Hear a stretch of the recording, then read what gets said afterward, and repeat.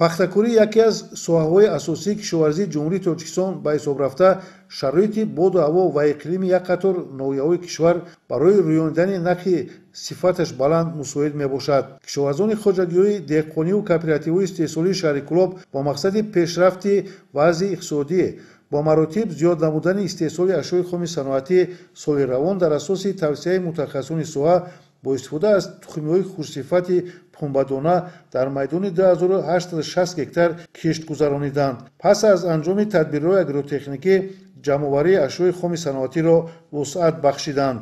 ҷамъияти дорои маҳсулоташ маҳдуди пахтаи Кӯлоб дар ҳудуди деҳотҳои зиракӣ ва зарбдори шаҳри Кӯлоб ки зиёда аз 1500 гектар майдони пахтазорро ба ӯҳда доранд, бори нахуст бо риояи тадбирҳои агротехникӣ ҷамъоварии ҳосили ба даст омадаро бо техникаҳои ҳосилғондор оғоз бахшиданд.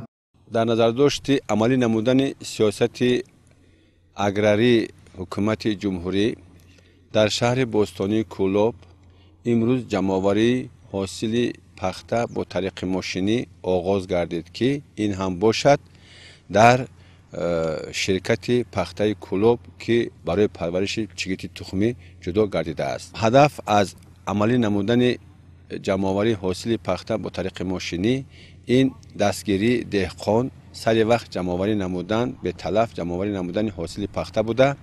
бо ин мо метавонем ки ҳосили парваришнамудаи деҳқонро сари вақт беталаф ва бо нишондиҳандаҳои хуб ҷамъоварӣ намоянем. ин тадбир дар асоси дастуру супоришҳои президенти ҷумҳурии Тоҷикистон муҳтарам Эмомалӣ Раҳмон роҳандозӣ гардида, ҳадафи он ҳалли мушкилоти саҳмдорон ва бетараф ҷамъоварӣ намудани ашёи хоми саноатӣ мебошад. дастгирии ҷамъияти дорои масъулияташ маҳдуди пахтаи Кӯлоб 2 адад мошини пахтачинӣ дар майдон сафарбар намуда боварӣ дорем ки сари вақт ва беталаф ҷамъоварӣ намуда ба давлат супорем.